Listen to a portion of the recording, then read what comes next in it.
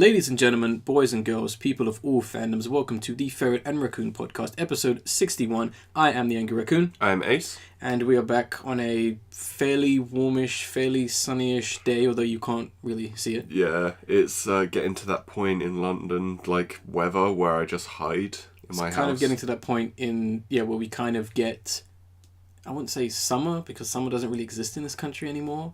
Last year it kind of did, when it got to 37 degrees. It was only like one day.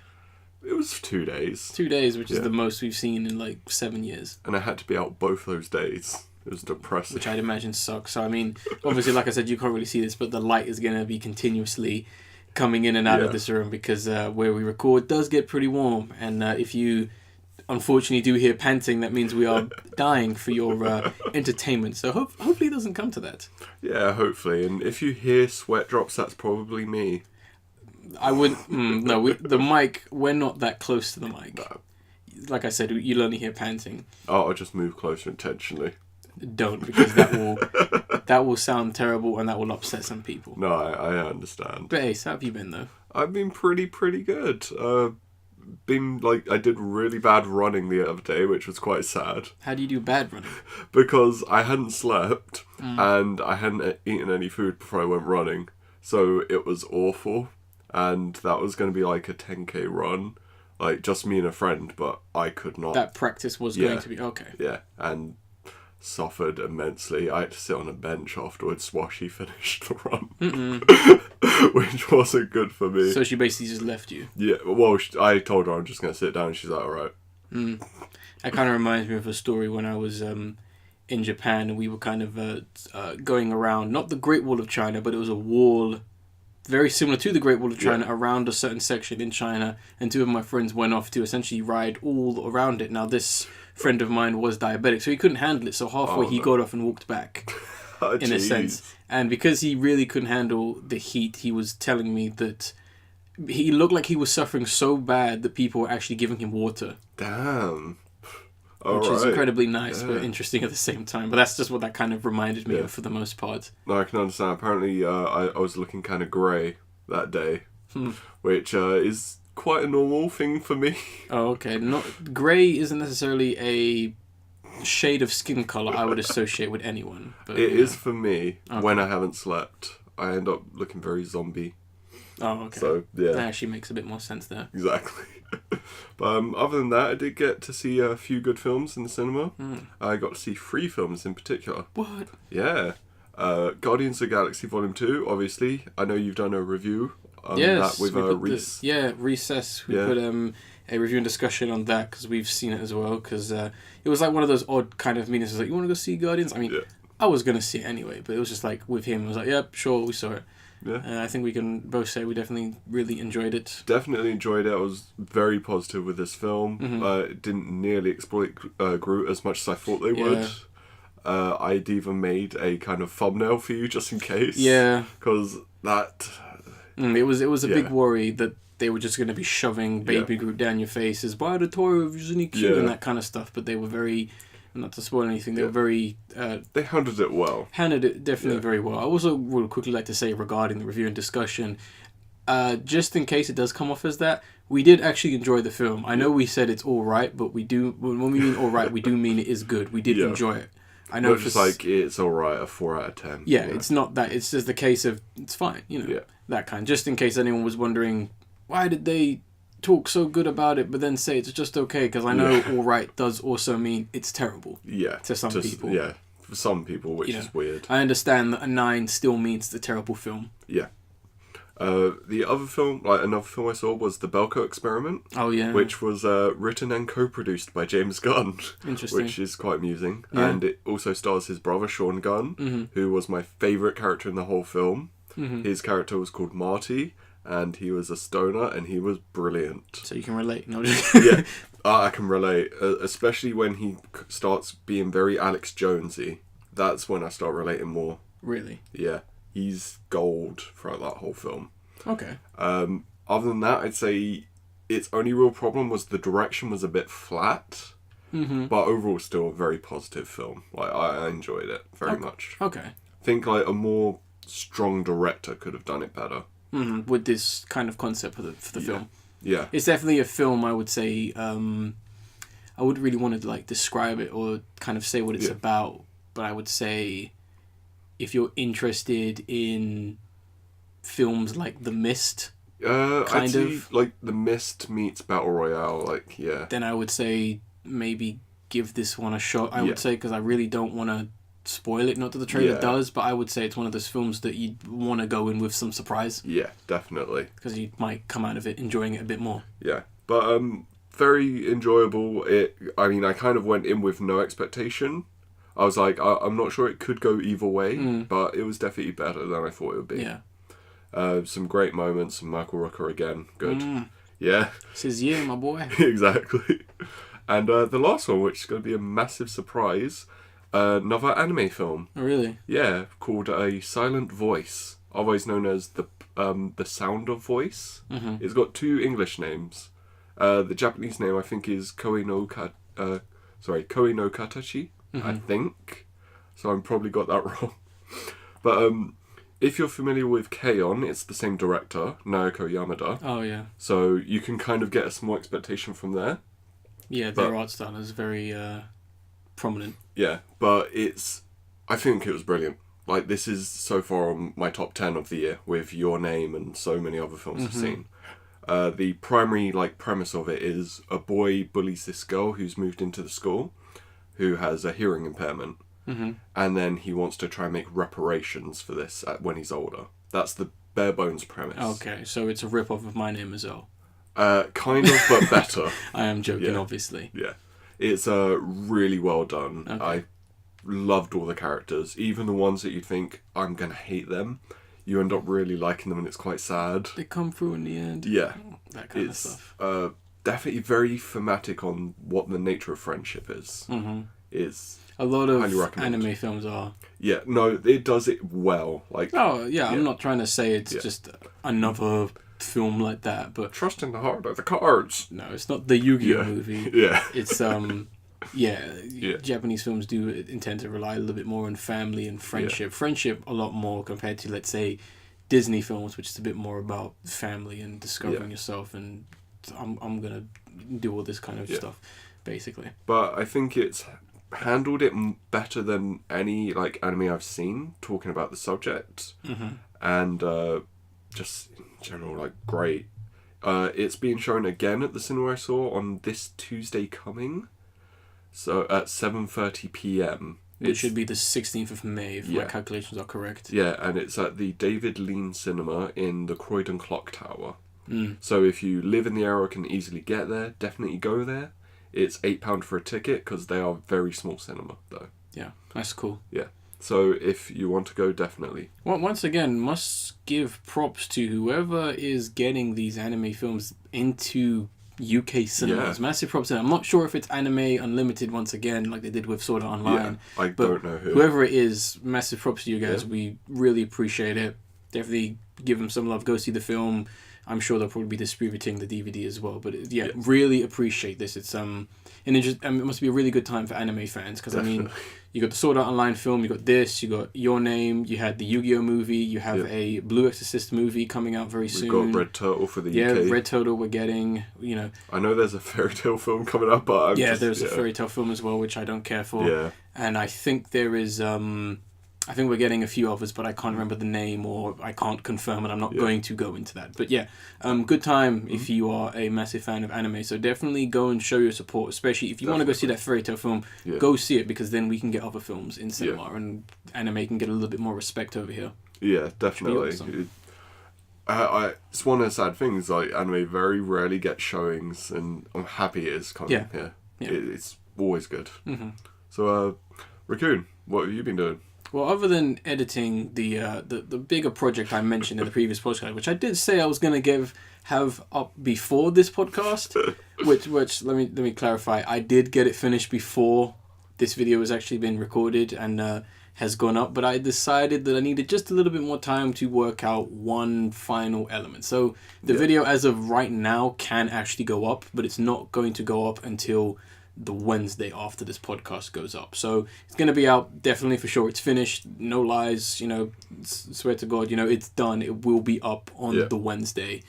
and definitely before podcast 63, no matter what. You guys just have to trust me. I know we have like next to zero of an audience, but to those who maybe were anticipating it, it is going up then. But in the meantime, while I was kind of getting the video finished for the most part, the only film I did watch was Guardians, which I've already said I love. The only series I watched was the anime Lucky Star, which is an anime that recently just turned over 10 years old for the most part, and it still holds up extremely well for its very simple and somewhat cutesy, kind of like chibi-ish art style for the most part. But it's essentially another one of those like slice of life comedy animes that essentially follows 4 high school girls just talking and asking questions, just doing their thing for the most part. It's over the course of like 1 year or so. And I thought it was really, really good. It is a surprisingly funny anime for the most part. I'm pretty sure most people have seen the character Konata, who is the very short, long-haired blue girl who constantly has that cat face for the most part. And she does that throughout pretty much the whole series because it's just she's that kind of person for the most part. I'm not surprised. And it is a very funny series. Do not be put off by the first episode nor the art style. It looks like it's going to be like a girly anime, but it's really not. It's, like I said, it's surprisingly funny, and it's a very interesting watch for the most part. Especially given the fact that the animation is so simple, but then they do things in the series that kind of goes, oh, so there's the budget. You saved it for those 30 seconds, stuff like that. Where, I mean, if you want to spoil it for yourself, you can just type in Legendary Girl A. And you can see exactly what I mean by some of the stuff. And they're making references to anime to the point where they have to actually censor it. Really? Because it's copyrighted. Yeah. Wow. There's a point where Konata and her father are talking about their favourite Gundam series, but they have to censor all the versions of Gundam. That's quite So it gets to the point where they're talking beep, beep like that because they can't say it. Because it's copyrighted. Funny, but at the same time, there's a lot of references to the studio's previous work, like Sergeant Frog and the other girl. So they're allowed to make more references to that at the same time, which is quite funny. Weird. It is a very weird show. Like, that's the thing I remember, like, when I was watching Fooly Cooly recently, when they were referencing Gundam, then it's like they didn't have to censor it then. It depends. I'm not sure if... I don't think Gainax made Gundam. Oh, okay. I think with Lucky Star, they're doing it for comedic sense. Oh, I get you. I think it is more of a comedic sense because I don't think Gundam is that heavily copyrighted, given the fact that in that same scene, they're showing actual pictures of the series, but just blocking them out. I would imagine they would have asked them for the rights to do that and just had fun with it anyway. Yeah. Because I think that's just the whole point of it. Like, just having kind of fun. It's self-aware to the point where it knows it's a show. Okay. But it takes place in a realish world where Gundam exists, other animes exist. Because, Konata is like a massive like fan of anime and MMO role-playing relationship games, which is a bit concerning for a 17-year-old. Yeah. I mean, she looks like she's 12, but she's actually 17. So she's 12. No, she's short. She's short for her age, like extremely short, and her hair is too long. And it is quite funny how they mention, because they are girls and they do talk about like some stuff. Like, I think there is a sense where they try and make fun of her by saying, "Oh yeah, but you're flat chested," and she's like, "If anime has taught me anything, that just makes me more unique." You're not wrong. Stuff like that is why the series is such a joy to watch. And I had to stop watching it a couple of times because I would watch it with a smile on my face, and my face would hurt because I'd be watching 4 episodes and I'm going, "Oh, my face." Because I just can't help but smile. It's that good. I would definitely recommend watching it if you haven't watched it because it's a classic. Okay. For the most part, that's all I pretty much was able to do. I've got a ton of things that I'll probably be getting done for the next podcast, but you'll find out next time, I guess. Let's actually get into some stories, topics, articles, whatever you're going to call them. And Ace, I believe you have the first one, which is a... I don't know, it's a coming of together for the most part. We finally get to see Charlie Cox, Kristen Ritter, Mike Coulter and Finn Jones all team up as the Defenders. Which obviously that would be Daredevil, Jessica Jones, Luke Cage and Iron Fist. I am very excited for this. I was very happy with the trailer. Seeing them even just remotely interact was great. Yeah, I'm feeling it. I'm feeling it for the most part. The one thing I'm really not feeling is that Nirvana remix of Come As You Are. I'm not feeling that. Yeah, I can understand. Like, they played it weird because it's like a remix. Yeah. And it sounded terrible on the trailer, and I was like, why are you gonna do Nirvana like that? Yeah, just like, I mean, they kind of just slowed it down, and it was like, ugh. Yeah, it doesn't work. You might as well just play it at the normal speed. I don't know. Were they scared off by the bass line or something? I don't know. Probably just used another song for the most part. Yeah. But I mean, all the characters get at least a little bit of explanation, I presume, in the series, but in the trailer as well, which is good. Although the one thing I will say, given the fact that I've not seen any of these series, I don't know who Jessica Jones is or what she does. Right. And that's a little bit of an issue, and it does make me a bit worried that maybe she might get the short end of the stick, because she might not be that impressive compared to the other three, but that's just from that kind of perspective. From what, obviously, I've seen it, that was probably my favourite of the Netflix series, Jessica Jones. They aren't doing anything, like, they aren't not telling you things, because if there was something to tell, it would have already been there. So it's not like they're missing anything out, in a way. So if there's something to explain about her, they will do it properly. Like, I mean, I got the impression that even when they're kind of doing that little character introductions, they were just like, oh, she's a badass detective, because the guy was kind of like, you're that, whatever you are. Whatever you are. I mean, this guy, he punches things, and this guy can't be killed, and this guy's beating up people, and you do something. That's what it is. But I'm just like concerned that maybe she might seem out of place just from that kind of perspective. Someone going, what's the Defenders? I know who Daredevil is, but who's this woman? That's what I'm a little bit worried, and I hope that that doesn't reflect in the series. I'd imagine it wouldn't in her show, but I'm hoping not for the most part. I think they'll handle it well. I mean, their chemistry does seem pretty good for the most part. I mean, and that's important. Because it's like a small scale Avengers type thing, and it looks like it's working for the most part. I mean, we don't get to see too much of them together as a we see kind of lots of little interactions. Yeah, so I'm kind of hoping they're saving the best bits, but that hallway beatdown was great though. That's what I'm so happy. They've had a hallway beatdown in every season, and it's been one of the best bits. It seems like one of the more planned out ones where they're like, I don't know, let's just say all 4 writers and directors of all 4 shows were like, oh, let's work on this together kind of thing, which I'm interested to see. It's so good. Another thing I wanted to talk about was like, who is Sigourney Weaver in this? Like, the main villain in some sense? Her character is called Alexandra, and I don't know if that's a character from the comics, because I've never heard of them. Because I imagine because I didn't look into this because I don't really want to be spot right now. But they have partly revealed who she is, but I haven't looked up. So that information is out there, but we don't know it as of yet, or even if it's going to be significantly confirming anything. But when I saw that outfit, I was like, White Tiger? No, it's not. Obviously not, because White Tiger doesn't have a sword.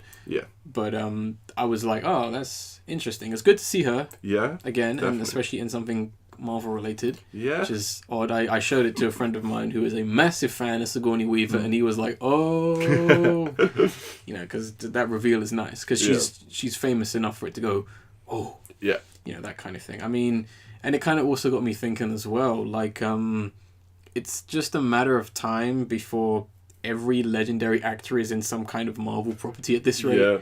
I mean, given Guardians of the Galaxy Volume 2, something appears there, and I'm like, oh, didn't expect that in the film. I get you. But I can see that. I mean, you won't see that in DC films, because no one really wants to associate themselves with rock garbage.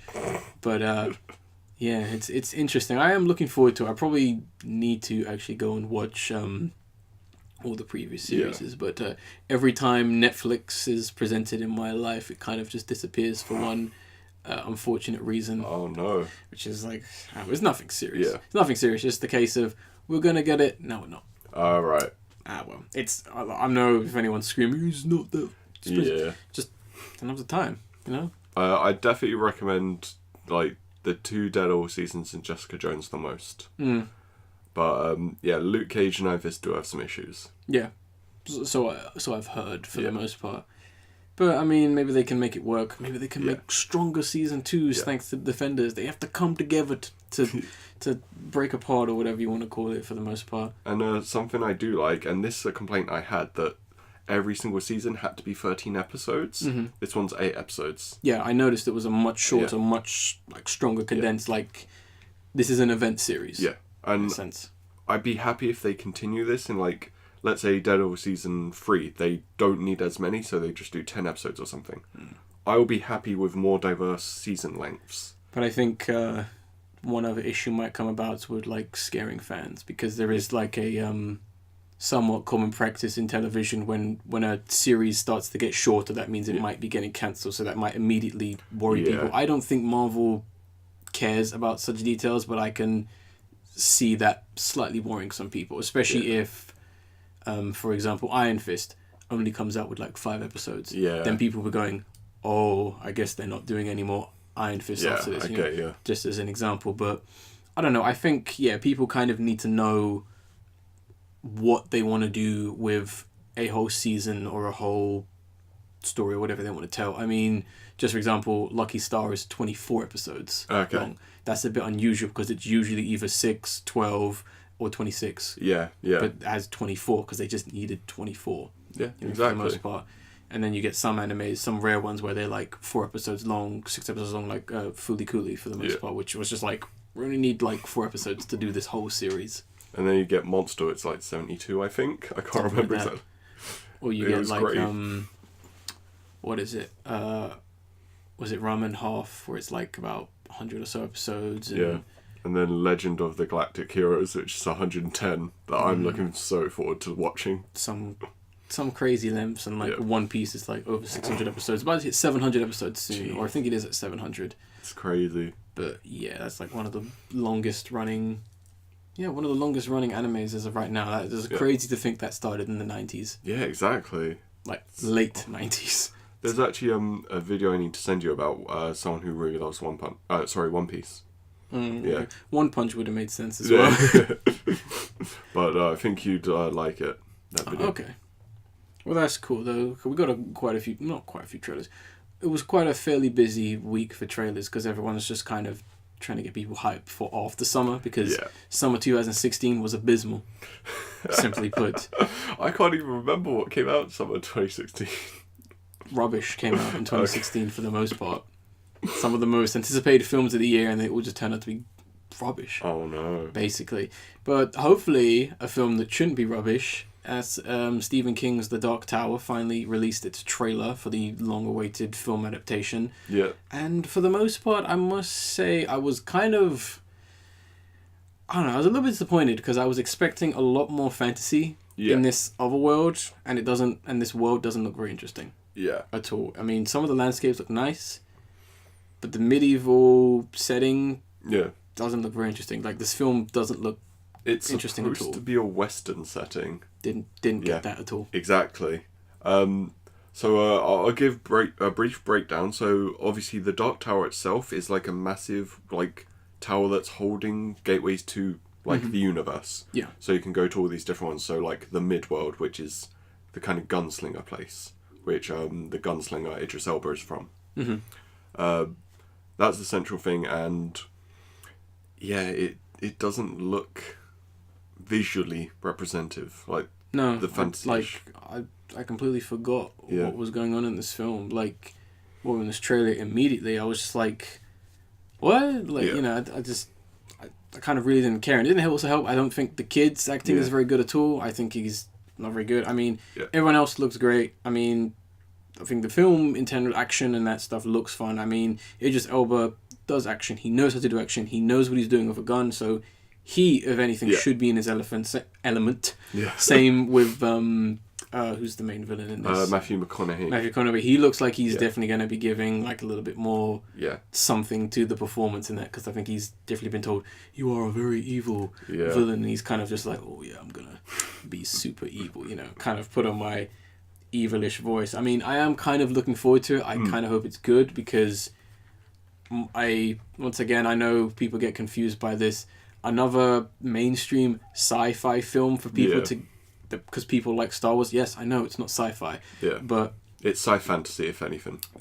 A film that people are going to assume is sci-fi that's good and brings sci-fi back to the forefront is always appreciated. Yeah. I mean, I don't know. I mean, I know some stupid people are talking about how Dark Tower is connected to it, and I'm like, fuck off. Now, I'm actually going to do a few things. So, at 1 minute 30 in this trailer, you can see the kid walking through a thing, and there's a big sign saying Pennywise. Mm-hmm. In the books, It, The Mist, and Dark Tower are all linked. So you know those monsters in the mist? Those actually come from another dimension that's linked through the Dark Tower. And It itself comes from a different, like, one of the other places.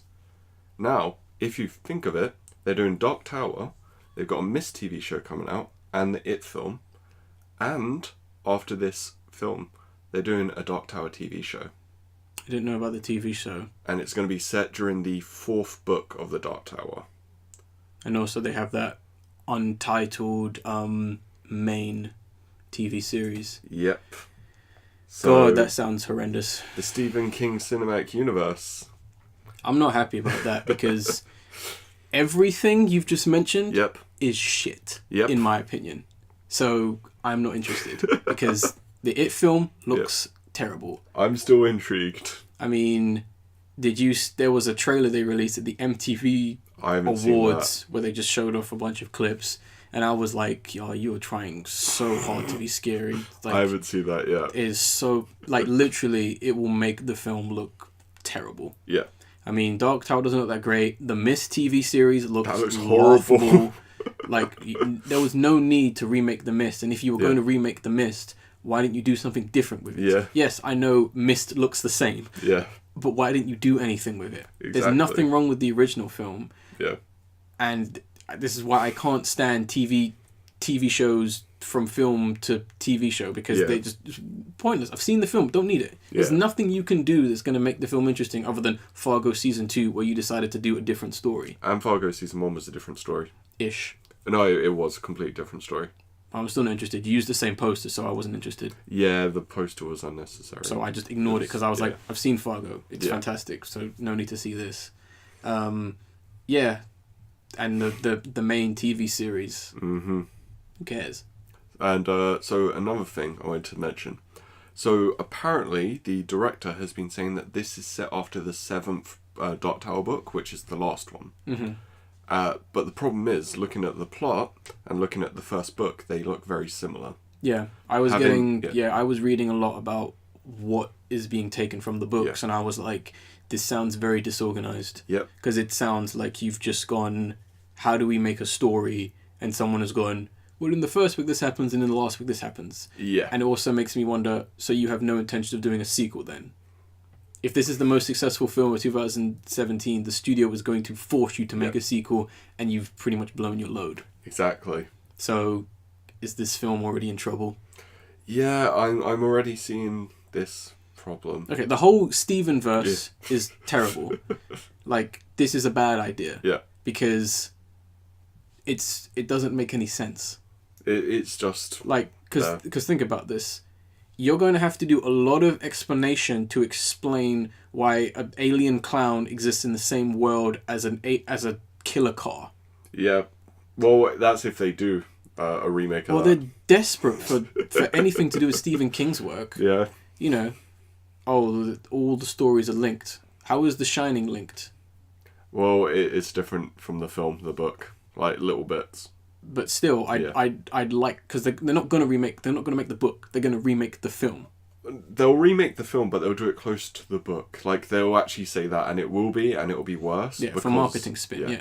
Yeah. But at the same time, it's just like, no, it doesn't work. Mm-hmm. If you want to have some kind of universe, put a little bit more thought into how that works. Saying everything's linked by a tower is not good enough, because if I don't see the Dark Tower, I'm not going to know. And that's like the Shining power. I'm pretty sure that's coming from somewhere like within one of the other dimensions. If I remember correctly, I could be pulling that out of my arse though. I don't think it is. I think... Like in the book, I meant, not the film. No, I think... Isn't it the hotel? No. Isn't it some things to do with the hotel? That's the actual thing that would come from another dimension. Maybe? I think kids with The Shining in Stephen King stories, I think that's a slightly more natural thing that just exists in his stories. I think it might be something to do with the hotel, because keep in mind a lot of supernatural stuff happens in the hotel, and Buck was already he already had the Shining before he even got there, and then you've got the kid from the Langoliers who has psychic powers as well, but the Langoliers is that's based in Earth. That's based in time, so that shouldn't in theory be linked to any of his other stories in theory, because that is time travel. I'm pretty sure it still is. But the Langoliers are based in Earth realism. I know, but so are all the others. Like, even Dark Tower is set somewhere in, like, Earth realism, in a way. No, but Dark Tower has a real world in it. I mean, as in, the real world exists, but then the world where the Dark Tower is its own world. And this is dumb. Yeah. So, I'm already thinking it's not going to be that great. No, because you've put me off, like, all these Stephen King remakes. Because I know they're going to remake Misery. Oh, which they don't need to. No. And they're going to be like, oh, how can we put a supernatural spin on this, guys? But, like, the thing that literally pointed me out was just the Pennywise sign at 1 minute 30 seconds in the trailer. So is the alien called Pennywise? No, the clown is. The Wouldn't it make more sense if his race was called Pennywise? No, the alien's just called It. Like, capital I, capital T. Yeah. That's stupid. That's really dumb. Yeah, Pennywise it just makes the whole book and the original film that much dumber now, and it makes the remake that much worse now, because you've completely just destroyed your whole universe by not having any continuity. Yeah. Oh, we're gonna go from sci-fi action to a horror. Yeah, that won't be distracting. Enjoy the Stephen Kingiverse. You're just setting yourself up for failure, man. Come on. Were you looking at DC for advice on cinematic universes? No, they were looking at, like, the monster movie verse. I guess. With that mummy film. Oh yeah, this one's going to be the start of the Universal monster franchise. Not Dracula fucking Untold, not Frankenstein, not the Wolfman. No, this will be the one. And then when they do Creature from the Black Lagoon, no, this will be the start of the universe. And then the new Dracula Retold.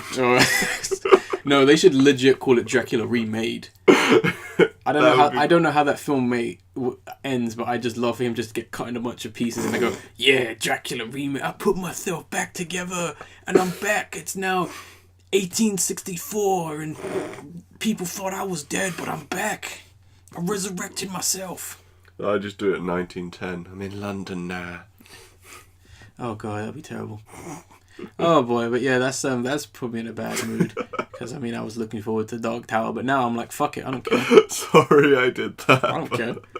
I'm not interested. I'm not buying into the Steven universe because the Steveverse because it's rubbish. Like, you don't need it. It's not needed. Like, Stephen King, I love your work, man. I've read some of your books and it's all great stuff, but at the same time, it doesn't need to all be in the same universe because it's all batshit crazy when you think about it all as a collected form. Like the Langoliers, that is a great story if it was reworked. Yeah. But you shoving it into the world of the Dark Tower or Killer Clowns doesn't make much sense. No. A crazed town that becomes super intelligent is an interesting idea for a TV series.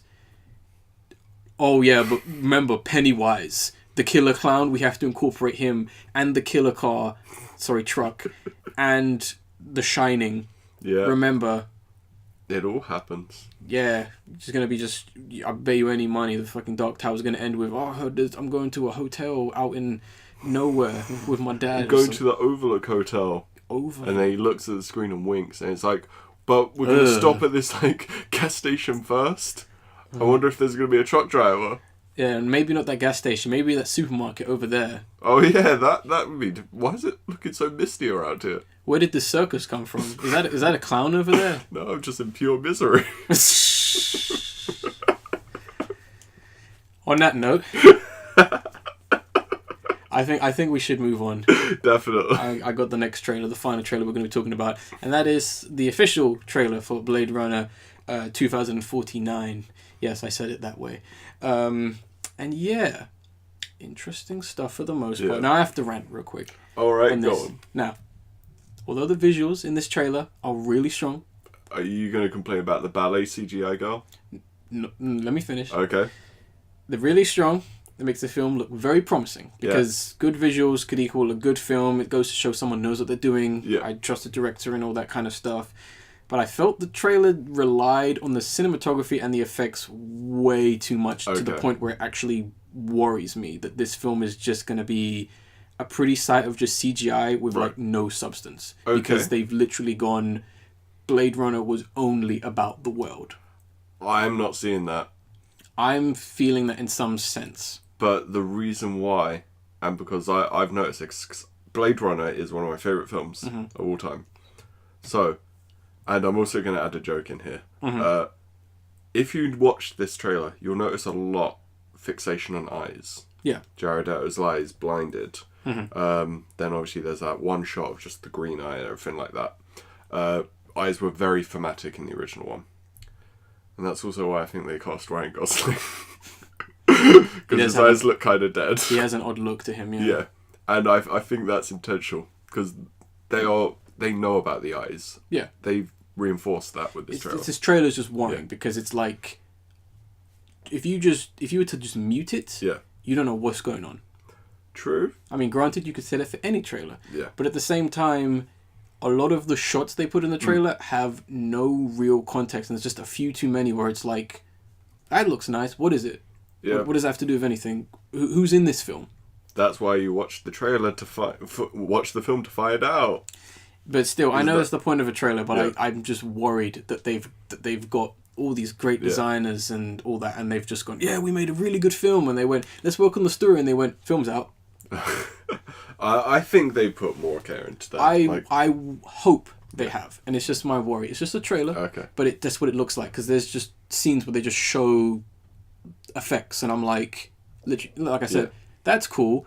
What does it have to do with anything? Yeah. Why do you keep showing me the world? I kind of want to know what... I get it. Future, cyberpunk, cool world. What's Ryan Gosling doing? He's hardly in this trailer. Okay. Like, it's not about the world. It's also about the characters and the story. Yeah. The world needs to be fantastic, but the characters need to be as well. It's true, but again, just the original, it was a slow-paced film. Oh, yeah. I have no problem with that. Yeah. I like my sci-fi slow for the most part. It helps you actually understand things. But I mean, just to throw a bit of word of caution, and I'm going to use a very hypocritical line from a very hypocritical person, a special effects without a story is a very boring thing, quote George Lucas. I hope that is not what this film is. That's what I said about the eyes. They obviously know. Yeah. So there's that's what I feel is the reinforcement that there's something there. Yeah, I do think there is something there. I'm just worried that maybe this is my fear. Yeah. Like, I'm not saying that is the case. Yeah. I'm just worried. Like I said, I think the film looks amazing. Yeah. I don't think this film's going to make any money, granted, because it looks too nice. Yeah. And Ghost in the Shell came out and that was terrible. Yeah. And also, what the hell's Blade Runner? The original film was boring in some people's opinion. It was so slow. Why is it showing eye? What was the eye at the beginning? I don't get it. This ripped off Heavy Rain, or the poster, excuse me. But that's my worry. Yeah, but it's a small worry because, like I said, director, visuals, actors, all strong except for one actor, Jared Leto. Yeah, but he seems to be doing what, as I said, when you've got a good director, he can do stuff good. I'm hoping, but that whole scene with him wasn't great. I think it kind of worked. I don't think it did, because it reminded me of Johnny Depp. Did it? Yes. It's very hammy. He was chewing the hell out of the scenery, and he's basically playing the Joker.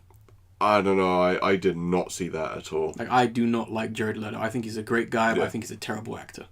I think he's an okay actor. He just needs a good director to make him better. And sure, if he can do it, that's fine. But at the same time, I think it's unnecessary, because I've seen this villain before. Okay. And it's just like, it's the weakest part of the whole film for me, because it's just like, because I don't want the Joker in my Blade Runner, basically, because that's what it looks like. Because that's the thing, what do most people know him for? The Joker. I don't think he was cast because of the Joker. Yeah. Obviously, someone saw something in him. Yeah. Hopefully, potential. But at the moment, right now, it's just, that whole scene just didn't work for me. It was just like, oh, I'm the main villain, blah, blah, blah, blah, blah. I'm going to talk like this for the whole film. I think they're smart enough not to have main villain be Joker. And I hope they are smart because, like we've already said, like we've already talked about, it seems like they know what they're doing. Like I said, director, cinematography, cast, all seems good. If he can do a good performance, fine. I have no problem with him. Like I said, I don't hate the guy. I just hate his performances. Yeah. But that was the only real worry for me. I'll say I was very happy to see Batista in another film. Yeah, I was surprised that he's in this. It was like, yay. Good for him, though. Good for him. I'm happy about that. And if I'm correct, I think that's based off of a part that they were originally going to put in the first film, but they cut out. Oh, okay. And they reworked it to make it work. Like is this second film based on any, like, source? I think it's taking, obviously, some inspiration from the original film and then a bit from the book, maybe. Okay. I can't remember if there was a second book. And if so, they might have taken something, but I don't know for sure. Okay, yeah. I'm just double checking to see if you know. I mean, it's looking very promising. Like I said, I think it's a bit unfortunate. I don't think this film's going to make any money. I don't think anyone's going to see it. And I think it's if it's good, which it has, of all the films this year, has the potential to be one of the best films of the year. I don't know, I just have high hopes for it. Also, Harrison Ford actually gives a shit in this film, which is awesome. So, you know what that means. Yeah. He's going to die in this. Probably. I know he will die. Yeah, maybe. Whenever he gives a shit in a film, that means he's going to die. He gave a shit in Empire Strikes Back. He didn't die in that. Yeah, well, that was when he actually wanted to act. I don't know when the cutoff point was for him. I think it was the Star Wars Christmas special where he just decided I can't be bothered to act anymore. Oh god. But yeah, I mean I think so. I mean, if it happens, whatever. But I think it just makes sense. Yeah. Ryan Gosling's gonna become the next character for that potential sequel. I actually think Ryan Gosling's gonna die. Do you think? Yeah. I don't think Harrison Ford will. I think Ryan Gosling will. I don't think Harrison Ford will do another film though. Oh no, I don't think they're gonna do another one. Like, this director isn't the kind of person to do sequels. No. I mean, they kind of are with Sicario, surprisingly. Yeah. But for other ones, it doesn't look like it. No, he's very much a one project film kind of guy. I mean, Arrival, Sicario, Snowpiercer. No, I can't remember what the other one's called. I forget. I think it's got Lock in the name somewhere. Something like that, yeah. Yeah, he's very much like a on to the next one kind of thing. He will not, if they do a sequel, he will not be attached to 2050, basically. Yeah. Oh god, that'd be awful. Blade Runner 2050, 2051, 2052. It's the Blade Runner cinematic universe. 2049 isn't a very memorable name neither. They should have honestly just called it Blade Runner 2. The reason I like Blade Runner 2049 is because it's literally not a Blade Runner 2. Yeah. You could watch it without the original. They will probably fill in any details you need to know. And it sets the year perfectly. I kind of hope not. What? That they don't recap the previous film. No, not recap, just they give you the information in the film, the little bits you need to know for the film. Okay. Yeah. Fair enough. I mean, it could be interesting. Yeah? This film doesn't come out till October, so you got time. Yeah. I'll be interested to see what the marketing's like. Definitely. We've had a few posters and that's it. Hopefully Jared Leto won't be being a dick for the next 6 months, but we'll see. He decided to send some eyeballs to Harrison Ford. Has he gone mad? Oh my god. When he was on set, it was like it wasn't even Jared Leto. It was the Joker. It was Blind Man. I would love it if he's actually called Blind Man. Yo, Blind Man. Oh god. Have you seen the Replicants? This reminds me of that that character from Dave Chappelle's show who's blind. Oh no. Yeah. I would love for his character to be like that. If his character is even blind, we don't know. He could just be wearing some kind of technology lens kind of thing. Who knows? I think he's blind, and I think he's blind to the horrors he's creating. Dun dun dun. Oh, character development. What? Oh, that makes the film so much more promising. But hey, I'll give this film a shot. I'm looking forward to it. It's one of my two films to look forward to. That and Valerian. I've got just for the record, I've got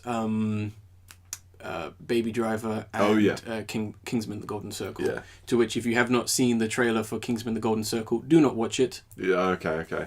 Simply put, because that spoils way too much and expects that you've seen the first film. Oh wow. Okay. Just to let you know. Right. Moving on to our next segment. I believe you have this one. Yeah. And it's moving on to gaming, which is something we hardly ever do nowadays. I know, it's like there's rarely ever news for gaming. Yeah, or news we care about. Or Yeah. Call of Duty World of Warfare. Sorry, World War 2. Yeah. Sorry, I was asleep. Oh, yeah. Before I actually get on, I just wanted to say something about that. So, apparently, because of the advertisement problem on YouTube, a lot of Call of Duty YouTubers can't make money off of Call of Duty game, like, footage. So they're probably not going to play it. That sucks. I know. So, it's probably going to sell very badly. That's pretty dirty, actually, man. I know. Oh. But, on to the actual subject. Mm-hmm. So, recently, it's come out that, well, Mass Effect's going to be on a hiatus, probably because of the very poor reception Andromeda got, likely due to the animations and the very massive amount of race and gender politics at the time that was going on. Oh, ignore that. That has nothing to do with the game, yeah. I'm mentioning it, that's it. Also, Square Enix are also going to be putting Hitman on hiatus as well. Kind of, but they're kind of more going on the sense of the people behind that studio, IO Interactive. Yeah. They're kind of possibly thinking about selling them off for the most part, which is incredibly distressing, given the fact that they're a studio who have been very consistent. Yeah, and IO Interactive even, they started off with the middle market. Like, Hitman, believe it or not, was a middle market game at one point. It's not that old of a franchise neither. I know.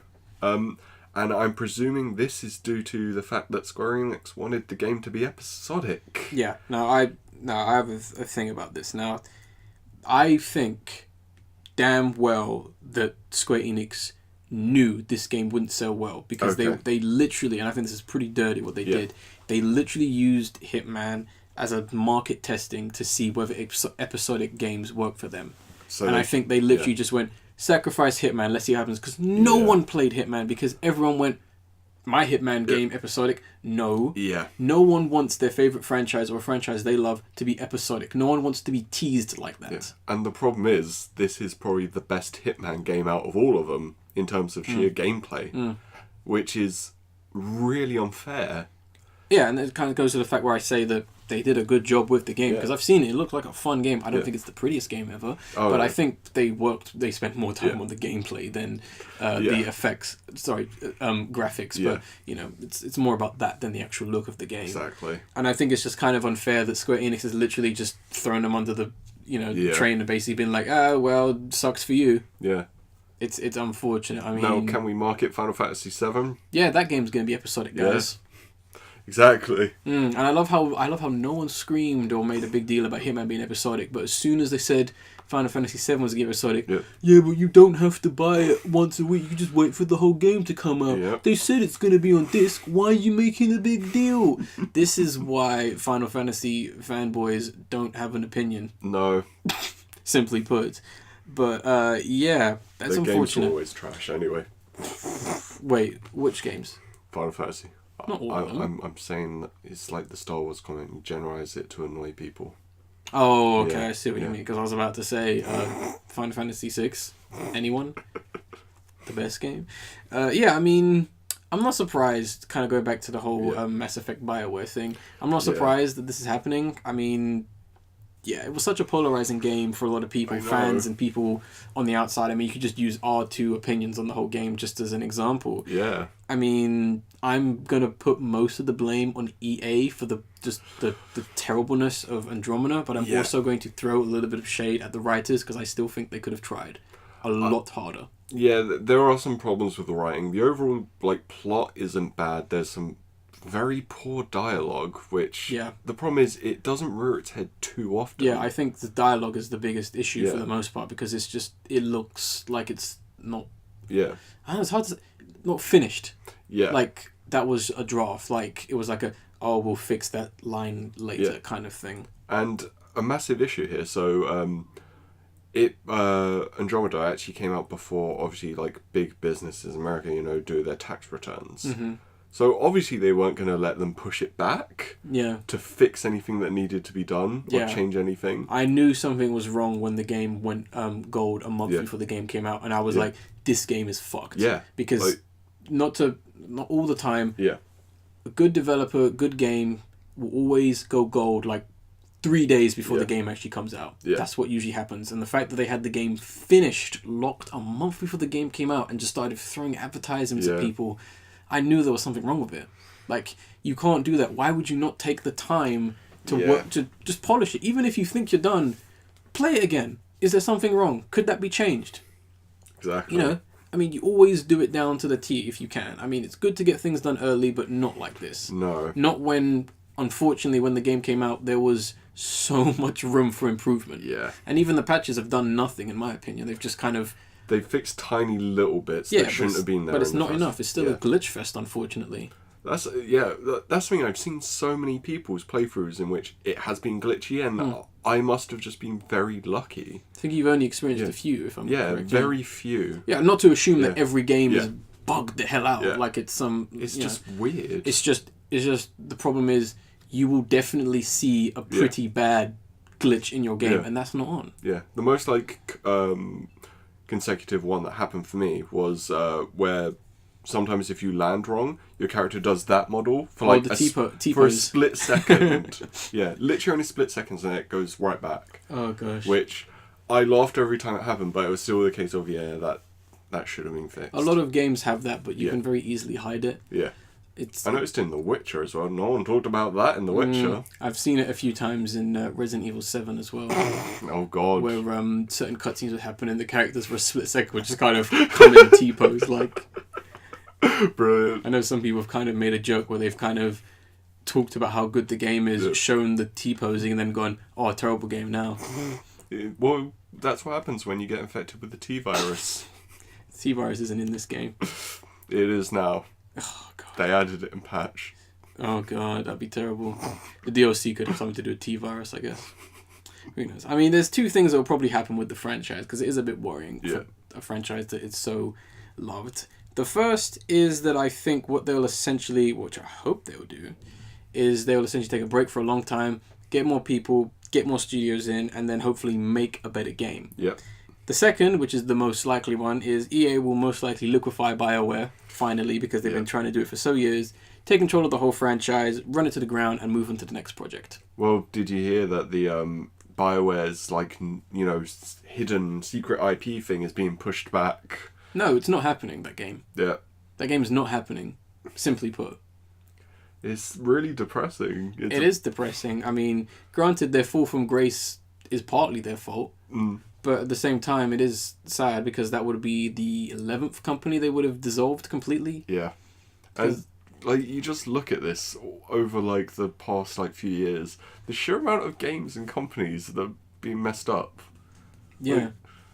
I'm not going to get a new Deus Ex game because, Marvel video games, here you go. Yeah, I'm not happy about that neither. No. I mean, it's just rubbish. Yeah. I mean, Deus Ex has a lot of potential, and, the problem is, I think the main problem is the gaming industry doesn't know what to do. It's looking at the film industry, and it's looking at bullshit practices like marketing, microtransactions, and it doesn't know what to do. It doesn't know what to do because, fun fact, guys, games don't make as much money as they used to. The gaming industry is in not the great position. No. Yeah, the PS4 has sold over 40 million. Do you want to know how much the Wii sold? Over 100 million. Do you want to know how much the PS3 sold? About 60 million. I think PS4 has sold more now. Of course. It hasn't sold 50 million. It sold over 40 million. Though. I think it's sold more than 50 now. Maybe at the time of this recording, but last time I checked, it was about 45 million. Okay. That's not good. That's really not good. And given the fact that one of the most successful selling games on the PS4 sold under about 5 million, and that was Uncharted 4 or something like that. One of those games, or No Man's Sky, one of those two just sold 4 million copies or something like that, which isn't good considering that Crash Bandicoot sold 8 million back in the day. Yeah, I'm going to have to look at these stats because I haven't looked. I'm probably incorrect, but I don't think I'm too far off in terms of my statement on gaming's not so great right now. Yeah. I will definitely say a massive problem gaming has had is they're putting far too much money into the games when they think they're going to get billions back. Yeah, you shouldn't expect that. I mean, the fact that Deus Ex was 70 million, I know why. The graphics, they made that. Yeah, they spent too much money on the graphics. You didn't need to. No. You should have worked on more manpower, if anything, or I don't know, someone else to compose the soundtrack. Not that I think the soundtrack is terrible, just an example. Yeah. It's unfortunate. They're putting too much money into it and they're getting nothing out of it, essentially. So the games are flopping. Yeah. I mean, it's bad. I mean, you need to kind of start thinking of alternatives, because back in the day, you know, when I was a kid, games were made through love and limitations. They were clever. They figured out how to make games look good through limitations. Some of the best games that are still recognized today and famous were made on such small budgets, with such limitations, with such nightmare issues. I mean, you just have to look at the story of Earthbound and where that went. I mean, let me think of another example. Well, then again, as a slightly newer example is Metro Last Light. Yeah. They almost didn't finish that game because their studio was just in such poor conditions. Like, no joke, if I remember correctly, they literally had to have people running treadmills to keep the power going in the studio, but they finished the game and the game turned out fantastic. Damn. I mean... And I know, like, you look at, like, Resident Evil, Silent Hill. Yeah. They had to work around the limitations of draw distance, so you've got pretty fixed much cameras. That's and why fog. there's fog in Silent Hill, and that's why the Resident Evil 1 looks a certain way in some sense. I mean, the director of Silent Hill, he literally, I remember he secretly worked on all the cutscenes in the game and locked himself in the studio just to finish them. Yeah. Because Konami said we don't need cutscenes. Yeah. So he literally did that out of his own effort and showed it to them, and they were like, yeah, cool. Yeah. You know, stuff like that. I mean, you gotta... I think, not to be a discredit to anyone who works making games, but I don't think they're being smart with how they make games nowadays. Yeah. Because I think it might just be the case of, here's your 4K model, go.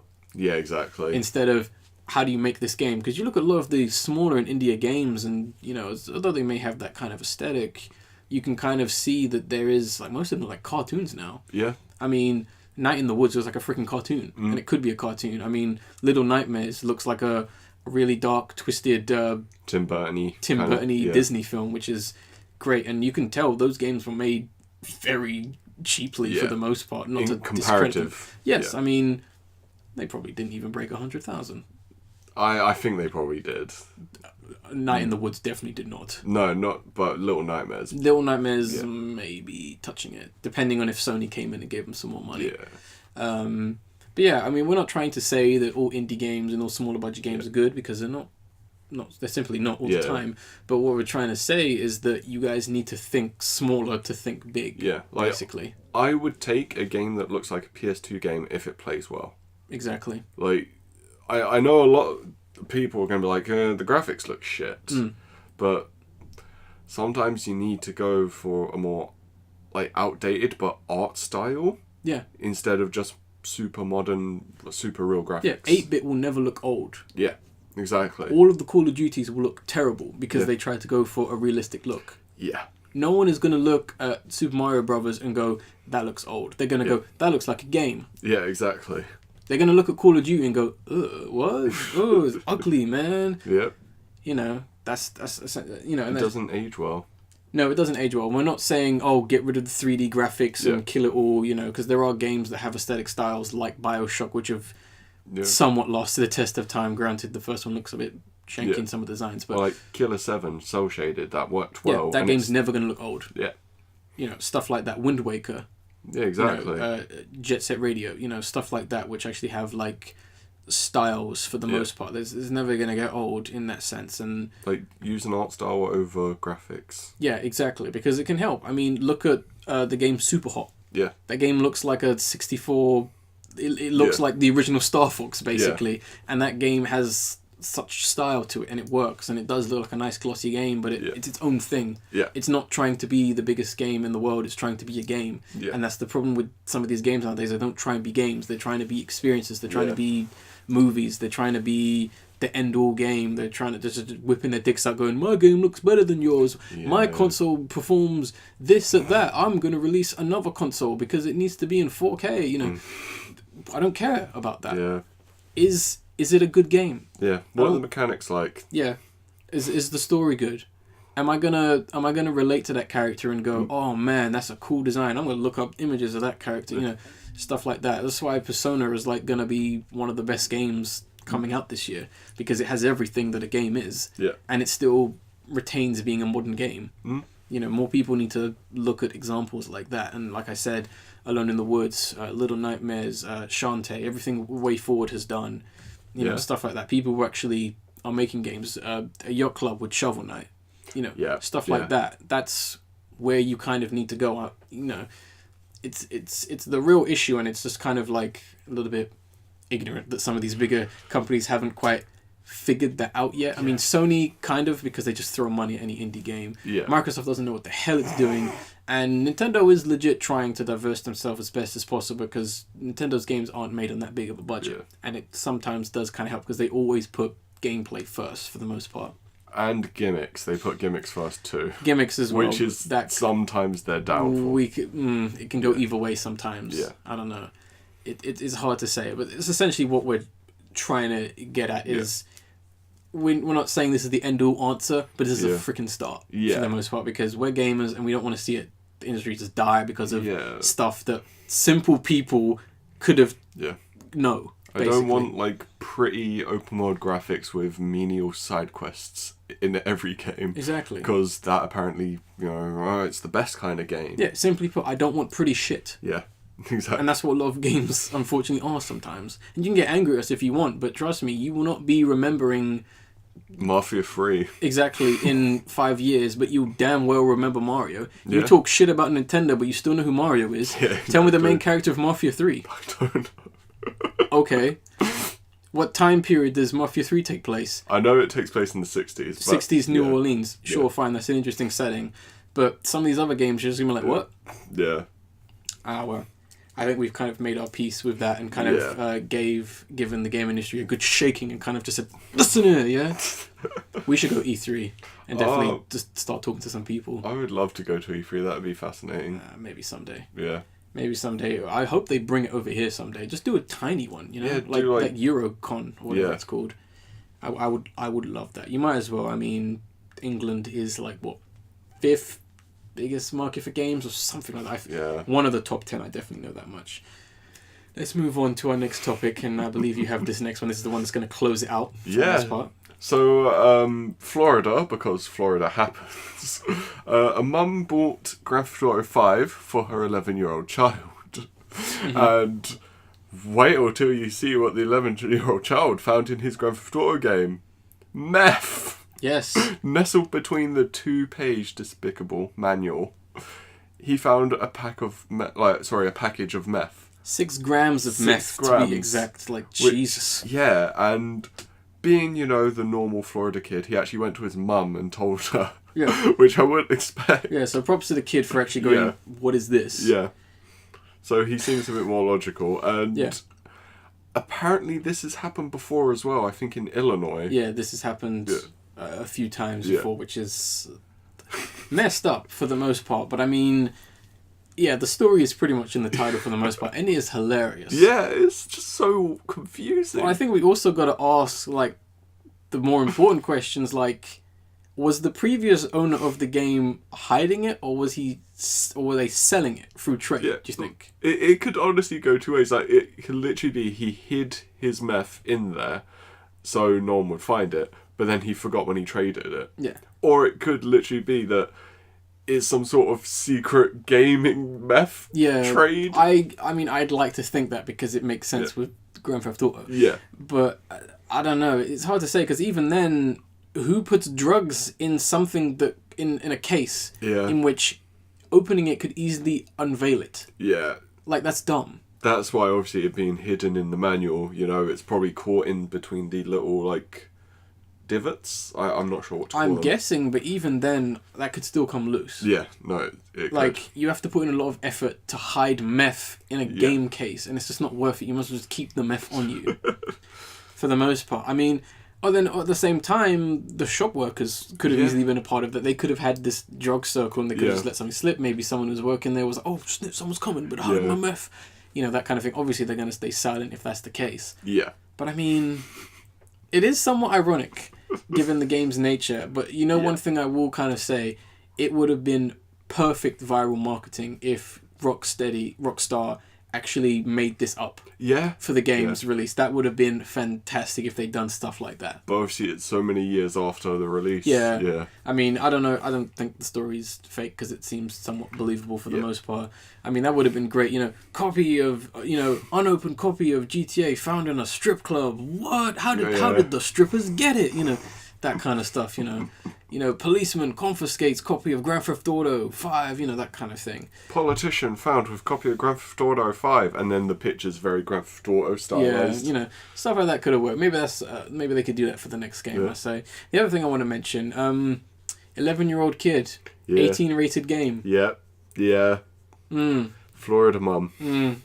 Okay, I'm going to let that one simmer for a little bit. Yeah. I will say, though, that I did play a lot of 18 games when I was a kid. But at the same time, she somewhat doesn't have the right to bitch about video games or the fact that her kid found meth. Yeah. Because you just bought your kid a game where drugs are in it. Yeah, exactly. So, I don't know about that. Oh, boy. That's funny. It's a funny way to not quite end that podcast. Right, let's move on to our discussion. Yeah. Now, our discussion is essentially going to be titled Helpful Advice for Your First Convention. Now, the MCM London Comic Con is just around the corner. It's actually going to be happening before the next podcast, 63. So we essentially thought that what we'd do is we'd share some useful advice for anyone who's going to be attending a convention for the first time. I know there are some people who have, or maybe it's your second time or whatever, but just anything that might be useful, because it is a weird thing going to a room full of people who like the same things as you and just being there for a few hours. So it might seem a bit daunting. So I have a few tips I'd like to give. So one, bring a bottle of water. Yes. Because it gets very hot in there, especially when queuing up, because it doesn't seem like they have air conditioning. No. Last few times. And even if they did, there's too many people. Yeah. It was just natural heat emanating. People do have body heat that just emits. Yeah. So bring water. Another thing, if you're planning on buying things, get money out before you get there. Yeah. Because the cash machines either don't work or there are people there. Yeah. So the cash machines usually run out of money. Yeah. That I've seen towards the end of the day, which is quite funny. Exactly. Other thing would definitely be if you're cosplaying, and bring a friend or something who can hold your bag or something like that. Because I know it's usually all friendly and everything, but always beware that there might be bag thieves. Yeah, just be careful.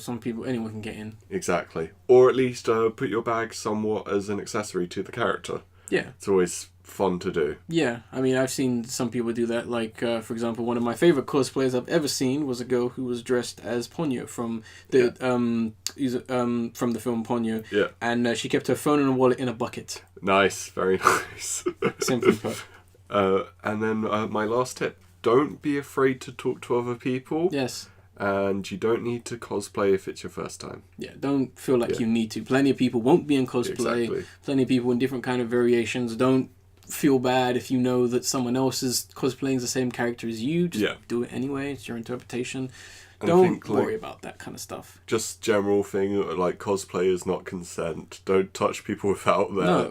No. That's just simple logic. Yeah. But some people don't realise that. Don't be that guy. Yeah. Basically. And I'm just going to say guy because it's usually guys. But I know there are some girls like that who like to get... They'll just jump on a guy. Like, literally, I've seen it happen where someone will just glomp someone out of nowhere. Oh, yeah, it's happened to me plenty of times.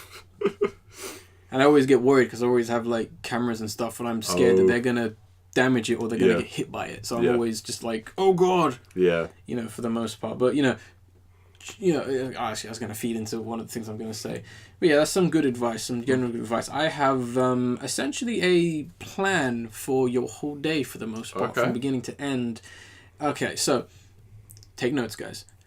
So you're going to make sure that you're going to take a bag with you, of course. Mm-hmm. Try and make it as empty as possible with only the essentials you need. So the few things I would definitely say, bring some deodorant. Mm-hmm. You might get hot. It's pretty warm in there. You might be in a cosplay, whatever. Bring some water. Bring some filling snacks for the most part. Something that's definitely going to keep you going. Nothing too mealish, but something heavy, like a very thick chocolate bar or something like that. Also, bring some mints as well. You may be talking to a lot of people for the most part. Yeah.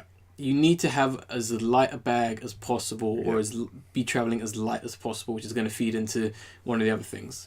Next, try to get there as early as possible. You really do not want to be walking in with the whole crowd for the most part, because it's just going to make things annoying. Right, as soon as you get inside, look around everywhere, look down every alley, look at every store, pinpoint everything that you might want to buy something from. Make a mental note, trying to remember its name. Just make a note of everything you might want to buy for the most part. Make sure you eat, drink, and make sure you go outside, because it gets really hot and you don't want to get sick. And you want a nice breath of fresh air. Exactly, because there is like a very warm air in some conventions that I've been to for the most part. Be aware of your surroundings. There are going to be people who have massive cosplays with massive skirts that come out. There's going to be people taking photos, people doing interviews, people just talking, people sitting on the floor, people running around. People with tails. People with tails, yes. People with equipment. People are going to be larger than life for the most part. So just be aware. Just be aware, because you don't want to be that person who's walking on someone's clothing or getting in the way of a photo or making things awkward for the most part. And if you need to stop, definitely find like a wall or a corner where you're not going to be in someone's way. Yeah, exactly. That's a good tip as well. And then the last one I want to kind of throw in there is right before you're about to leave, when you're getting ready to go and buy everything. Yeah. That's where your nice and empty bag is going to come in handy, because you can carry everything instead of buying everything at the beginning and having to lug around a heavy bag for the next how many hours. Yeah. That way you can just get on the bus, train, car, whatever, and just go straight home without having to lug things around, especially if you're a cosplayer as well and you already have a bag and you have to keep taking it off because people want photos of you, and it's just going to get tedious, whatever. That's how I would do a day for the most part, if this is your first time, or if you just want to implement some of the stuff. But that's what I would do for the most part. Definitely. I think a lot of good tips there. Hopefully people do go, they enjoy, just have fun. It is a fun time, and I think it is a very unique experience, because being a fan of so many things, it is kind of nice to actually be around people who actually like the same things as you, because anime fans, especially back when I was getting into anime, weren't a lot of them. No one really watched anime, so you couldn't really talk to anyone about anime for the most part.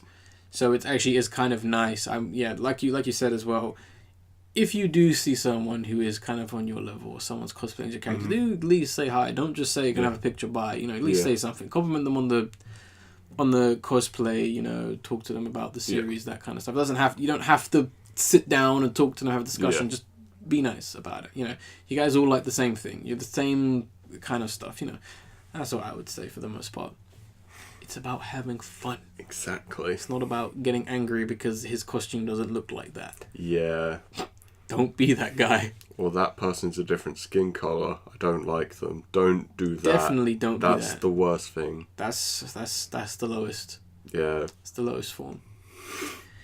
But anyway, let's move on to our final section. That is going to be the video of the episode, which is simply titled "From Whom the Bell Tolls." Yes. That is a YouTube video that essentially is going to create a certain song using only bells. I was quite impressed by this, actually. Very impressed. We're not going to spoil what song it is or how exactly it's done. I mean, if you can't tell from the title, then we're not going to spoil it. Yeah. But definitely very well done video, and we thought it was creative enough to actually throw in there. We've already got the video of the episode already planned, so that should be interesting. I had to share this one first, I think, because it did get uploaded first compared to the next one. But it's good stuff. Anything else we want to add? The only thing I want to add is that, yes, Comic-Con is coming up. We're going to be there. Yeah. Not doing anything special there. I'm just going to be there. Yeah. So if you hear my awesome voice and you want to say hi, definitely say hi. I say that as if I'm going to be screaming and people will be able to go, "Oh my God, that's the angry raccoon. I'm going to say hi." No. It's not going to be like that. And I think I should be there, and if I do, I'll probably have a hoodie on, even if it's summer, so, yeah. Just look for the guy avoiding all the sunlight. Yeah, probably a black hoodie. And it'll be tall. Probably, yeah. It's a 7 foot now. But, yeah, no. So we'll be there, so if you are going, you do so happen to bump into us, say hi, or whatever. Yeah. But, yeah, that's all I really wanted to kind of add. We might this is kind of a might. This is a big might. Yeah. We might be doing something for the podcast at Comic-Con, so we might let you guys know if something does actually happen for the most part. But yeah, other than that, you can find us on everything that's in the description, you know, our link to our Twitter, Tumblr, that kind of stuff, the download link, all the links to everything down in the description, as well as a download link. It's all there. You can email us any kind of questions or issues or whatever at raccoonplusfriends.gmail.com.